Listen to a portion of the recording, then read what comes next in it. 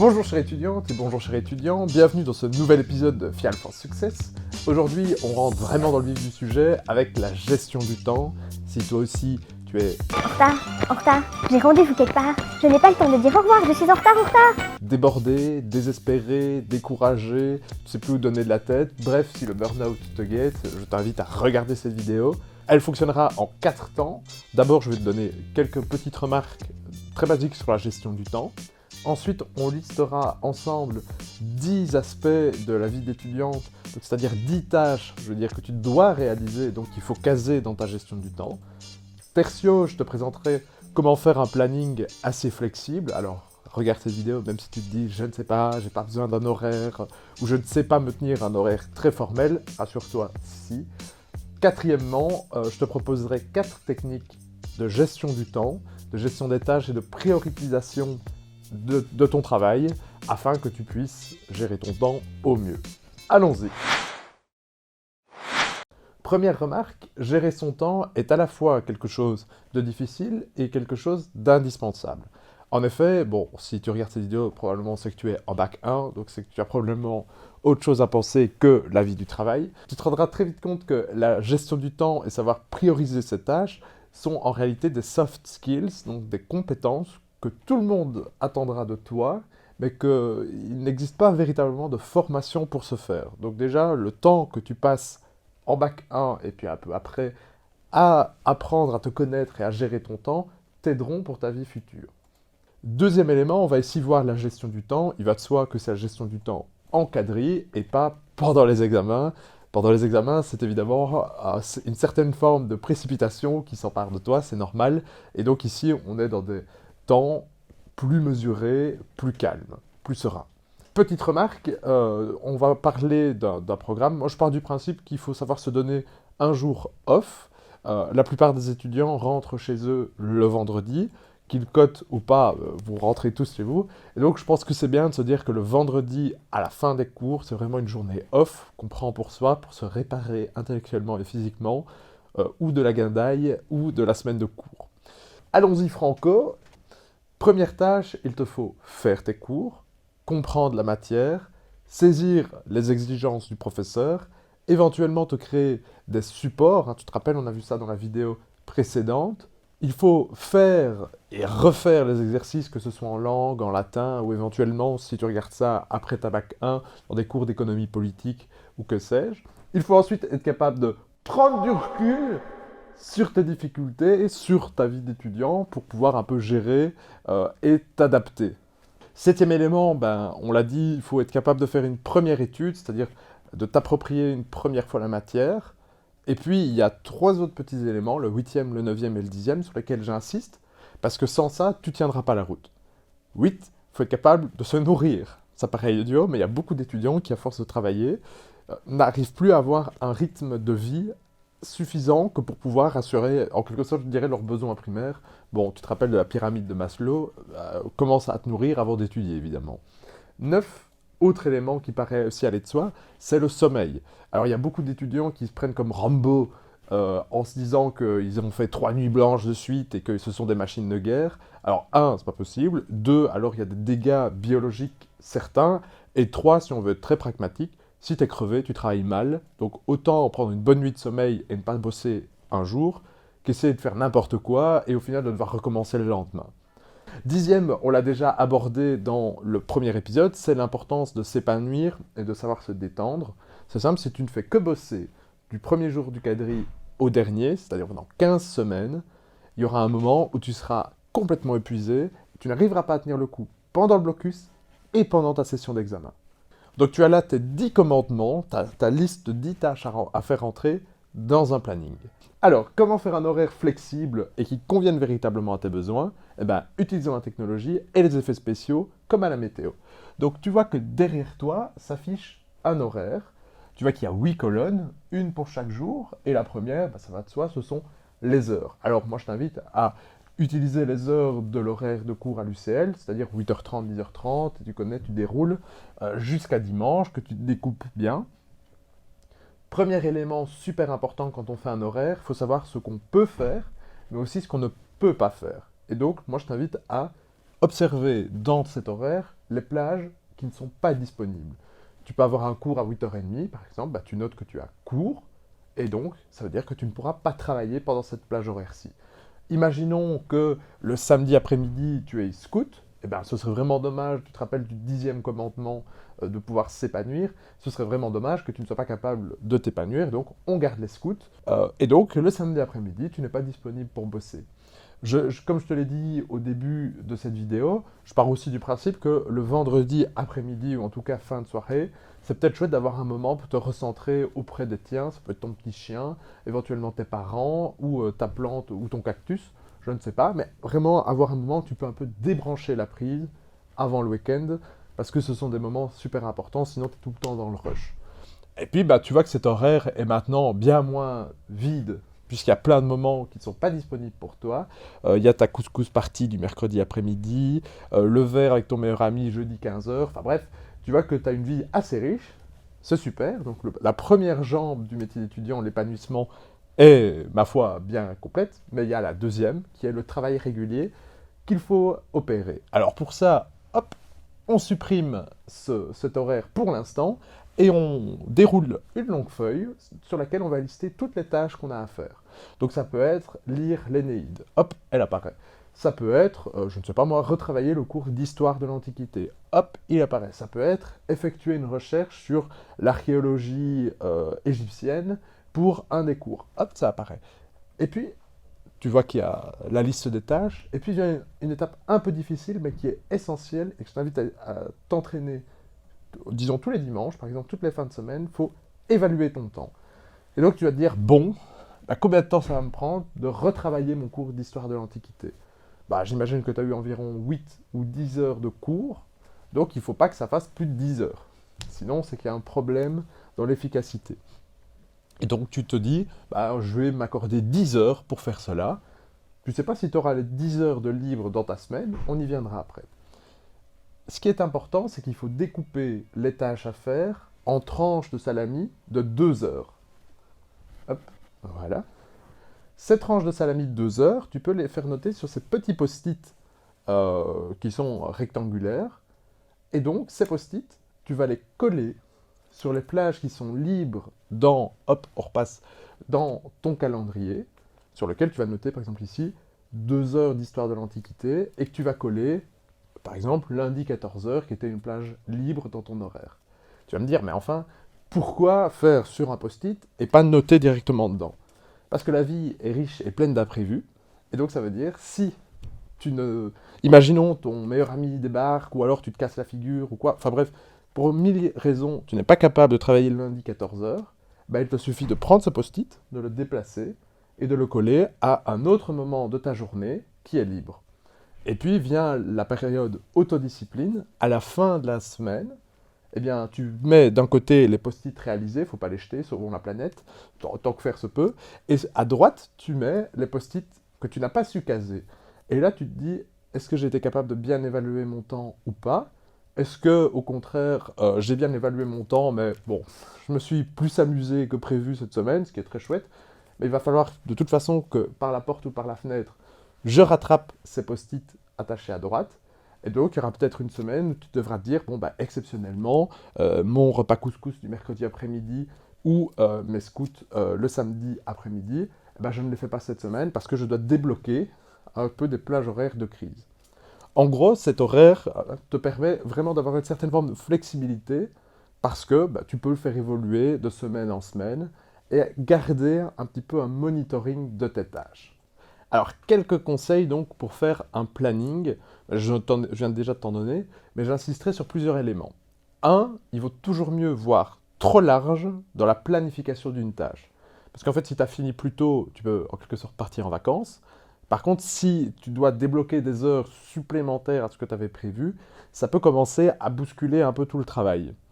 Deuxième élément, ça paraît aller de soi, mais je prends la peine de te le dire quand même, en général, une tâche que tu aimes réaliser, elle ira plus vite qu'une tâche que tu n'aimes pas réaliser. Ça veut dire qu'il ne te faudra pas toujours la même durée pour retravailler un cours. Si tu aimes bien la manière dont le prof donne cours et si tu aimes bien la matière, ça ira beaucoup plus vite que si c'est un cours dont tu n'aimes pas la manière dont le professeur travaille ou dont tu n'aimes pas la matière véritablement. Alors, 2 petits conseils supplémentaires. Un, il faut vraiment trouver un moment sur ta semaine, 1 heure, pour avoir une activité physique. Parce que, bon, tu sais ce que les Grecs disaient, mens sana in corpore sano, un esprit sain dans un corps sain. Si tu ne prends pas ce temps, alors ça peut être une balade dans les bois, ça peut être une cueillette de champignons, enfin bref, de champignons, on s'entend évidemment. Euh, le tout doit t'aider à parfois débrancher un peu le cerveau, qui travaille tout le temps quand on est étudiant, on le sait très bien. Mais il faut aussi pouvoir parfois se recentrer, se retrouver un peu, je veux dire, seul avec soi-même, pour faire un peu le point. Donc ça peut être un abonnement à la gym, ça peut être courir autour du lac de Louvain-la-Neuve, enfin bref, il y a plein de possibilités, mais je pense que c'est vraiment important de mettre dans les tâches, dans ton horaire, 1 heure de sport par semaine, au minimum évidemment. Dernier élément, c'est bien d'avoir essayé de trouver quelques habitudes, quelques routines. Je dis toujours, une routine, alors il ne faut pas s'enfermer dedans, mais c'est un peu comme une paire de pantoufles. Dès que tu rentres dans ta routine, tu te détends et tu te sens à l'aise, confortable. Alors ça peut être la routine de se dire, est-ce que je suis plus productif le matin ou le soir? Moi, avant 10 heures, je ne suis pas productif du tout. Donc ça, je le sais, ça veut dire que je dois programmer mes tâches plus tard, mais que je dois travailler plus tard, mais que je me lève plus tard. Si, à contrario, toi c'est l'inverse, bah, tu te lèveras peut-être beaucoup plus tôt que moi, mais tu finiras ta journée beaucoup plus tôt, c'est normal, après tout, on a tous que 24 heures. Une autre routine, ça peut être aussi de se dire, une fois que j'ai bien taffé, que ma journée est bien finie, eh ben je me fais plaisir. Ça peut être aller boire un verre avec des amis, regarder un bon film, il y a plein de possibilités, mais dis-toi qu'il y a malheureusement à l'UNIF jamais grand monde qui va te féliciter pour le travail que tu accomplis quotidiennement, donc tu dois te féliciter toi-même, en quelque sorte. Alors maintenant, on va rentrer dans 4 techniques de planification, donc c'est pas faire un planning, c'est vraiment quelle tâche je dois faire en premier. On va commencer la première qui porte le nom d'un général très connu qui a également été président des États-Unis, c'est Dwight Eisenhower. C'est ce qu'on appelle la matrice Eisenhower. Alors cette matrice classe cette tâche selon 2 axes. Tu vois, en dessous, on a l'urgence. Ça veut dire quel est le délai dans lequel je dois réaliser cette tâche. Il va de soi que ça évolue. Hein. Si c'est dans 3 semaines, c'est pas très urgent. Mais passé 2 semaines et demie, ça devient très urgent. Et puis, on a un axe vertical qui, lui, les classe les tâches selon leur importance. Alors, l'importance, c'est quoi? Ben, en fait, quels sont les impacts sur toi ou tes proches d'une tâche non réalisée? Donc, je ne sais pas moi, une tâche peu importante pourrait être tirer tes chaussures, et une tâche très importante, rendre ton travail. Tu comprends? Alors, une tâche qui n'est ni urgente, ni importante, en tout cas dans ce qui concerne la vie universitaire, je te conseille de l'abandonner. Je sais pas moi, souligner chaque mot de ton cours parce que c'est plus joli, c'est ni important, parce que tu peux étudier sans, ni urgent, parce que bon, tu as quand même le temps. Donc moi je te conseille d'abandonner. Deuxième catégorie, ce sont les tâches qui sont urgentes, mais pas importantes pour toi. Alors là, évidemment, quand on est étudiant, on sait rarement le faire, mais là, on dit qu'il faut les déléguer, c'est-à-dire les confier à quelqu'un pour qui ce sera plus important de réaliser cette tâche. Ben, tu peux imaginer, par exemple, si toi, tu n'as pas besoin d'avoir un fichier Word qui recense avec précision toutes les dates de ton cours, ce serait donc dommage de le réaliser, vu que ce n'est pas important pour toi. Et donc, tu pourrais demander à un de tes amis de le faire, tu pourrais dire à un de tes amis, bah, écoute, toi, c'est important pour toi, donc fais-le, et moi, je te donnerai un autre support, on fait un échange standard. Alors, tu as au-dessus, troisième élément, quelque chose qui est peu urgent, mais très important. Alors, ça veut dire qu'il faut le planifier. On pourrait dire, par exemple, dans un autre registre, tu dois organiser la fête pour les 80 ans de ton grand-père. Bah, ça, c'est très important pour toi, parce que si tu ne le fais pas, il n'y aura pas de fête, pauvre papy. Mais par contre, ce n'est pas urgent, parce que c'est dans 6 mois. Donc, c'est une tâche qu'il faut planifier.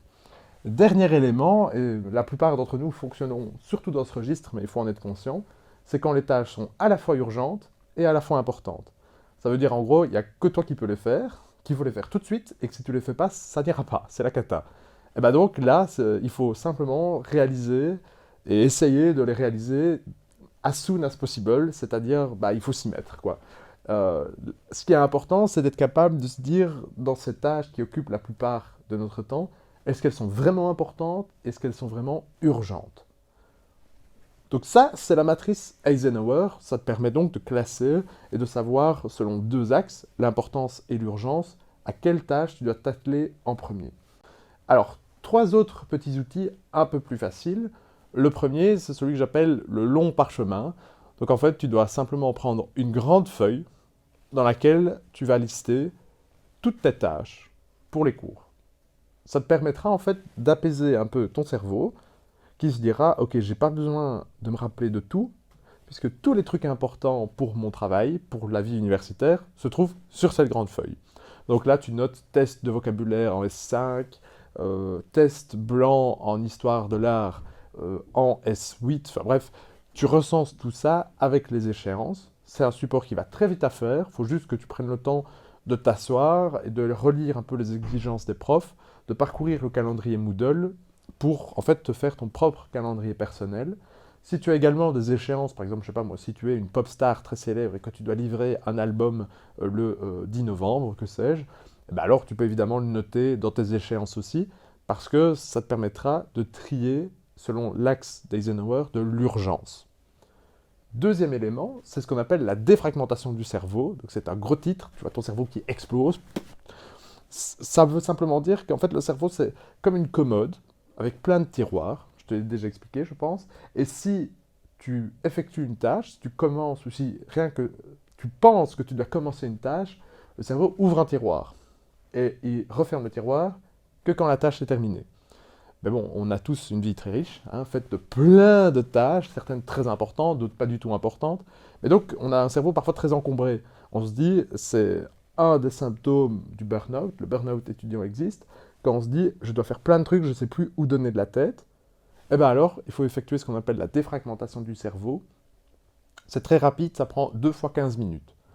Tu te mets un samedi, tu te lèves, première chose que tu fais, après le café peut-être, tu t'assieds, tu te mets un quart d'heure ou sur ta montre ou sur ton téléphone et tu listes les choses que tu dois faire. Dans n'importe quel ordre, là tu peux tout mélanger. Le personnel, le sportif, le culturel, tous des trucs que tu as vraiment envie de réaliser. Alors tu vas te dire, après 5 minutes, bon ben j'ai fini. Tu restes assis pendant ces 15 minutes et à la limite tu laisses ta main voguer, dessiner ou colorier des trucs, comme on fait tous quand on est au téléphone dans une conversation qui n'est pas intéressante, ben en fait on se surprend à dessiner. Alors il paraît que c'est l'autre hémisphère du cerveau qui travaille, il paraît que ce sont des théories qui sont remises en question, on s'en fiche de tout ça, on sait juste qu'on le fait, et en gros tu dois juste rester assis 15 minutes. À la fin des 15 minutes, eh bien tu te rendras compte que tu auras déjà une feuille pas mal remplie. Tu laisses ça pour l'instant et tu verras, au cours de la journée, ton cerveau, il a ouvert un tiroir et il va continuer de travailler. Parfois même dans ton sommeil, il va continuer de travailler. Et donc le lendemain, disons donc dimanche, tu te fais ton café ou ton thé ou ta tasse de chocolat et tu t'assieds au même endroit devant cette feuille et tu reprends 15 minutes où tu listes d'autres choses que tu as à faire. Tu verras sûr et certain qu'il y en aura des nouvelles. Alors peut-être certainement pas les plus urgentes, mais peut-être les plus importantes pour toi, mais pas urgentes, celles qu'il faut planifier, et tu les listes. À la fin des 15 minutes du dimanche, là, tu les planifies, mais à la grosse louche. C'est-à-dire, tu mets simplement le mois au terme duquel il faut que cette tâche soit réalisée. Ça te permettra simplement de pouvoir choisir un peu tes tâches. Tu te rendras très vite compte que tu ne peux pas tout faire. Alors, le but n'est pas de les abandonner, mais tu peux te dire, une tâche qui est peu urgente peut être réalisée, par exemple, en juillet. Et tu verras, ton cerveau sera très soulagé de se dire, c'est noté quelque part, je peux refermer le tiroir, on l'ouvrira en juillet. Ça te permettra d'apaiser la pression et le rythme de ton cerveau qui sera comme une machine à laver qui est en train de bouger dans tous les sens. Troisième technique, c'est ce qu'on appelle la méthode Ivy Lee, qui est du nom d'un gars qui aurait apparemment réorganisé dans l'empire des Rockefeller. Bon, j'en sais pas plus, je sais juste que la méthode porte son nom. Elle est très simple et très efficace. En gros, chaque soir, avant de terminer ta journée, mais terminer ta journée, je veux dire professionnelle. Donc une fois que tu dis, ok, la journée est faite, maintenant je peux aller sortir, m'amuser, regarder un film, enfin bref, faire tes hobbies, tu dois lister entre 3 et 6 choses, tâches, que tu souhaiterais réaliser le lendemain.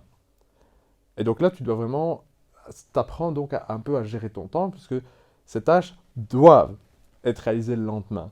Donc, c'est pas le moment de lire la Bible, par exemple, du début à la fin, tu n'y arriveras pas en 1 heure. Ça peut être envoyer un mail super important que tu n'arrêtes pas de retarder. Tu le planifies.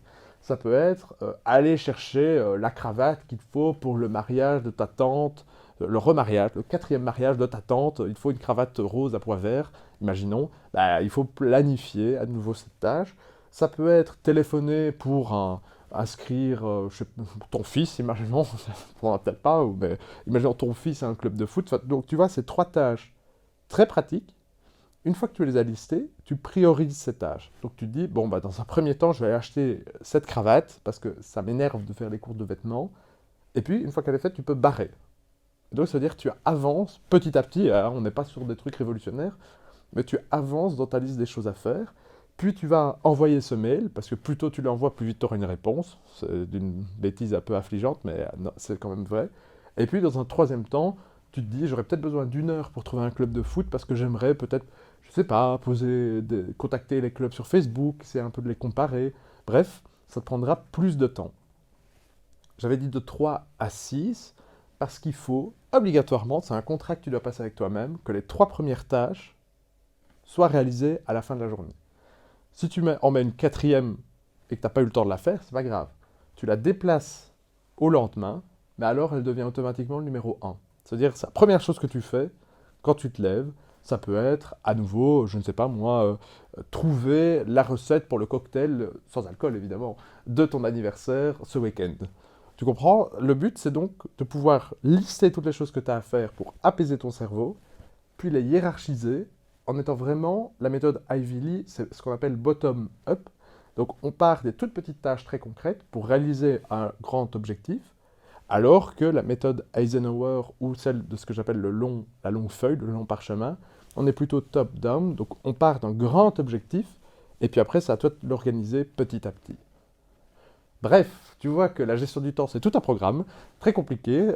Alors, comme tu sais, comme d'habitude, on ne te laisse pas tout seul en faculté de lettres, tu peux nous écrire à monitora-fial@uclouvain.be ou moi et ma collègue conseillère pédagogique, on sera enchantés de répondre à tes questions. Comme je le dis à chaque vidéo, rassure-toi aussi, c'est beaucoup de matière, c'est assez dense, c'est assez touffu, mais la plupart du temps, l'adaptation se fait toute seule. J'ai terminé avec 4 techniques très concrètes, je suis sûr qu'il y a au moins une de ces 4 qui s'appliquera à toi. Bon courage et bonnes aventures dans la vie universitaire. À bientôt!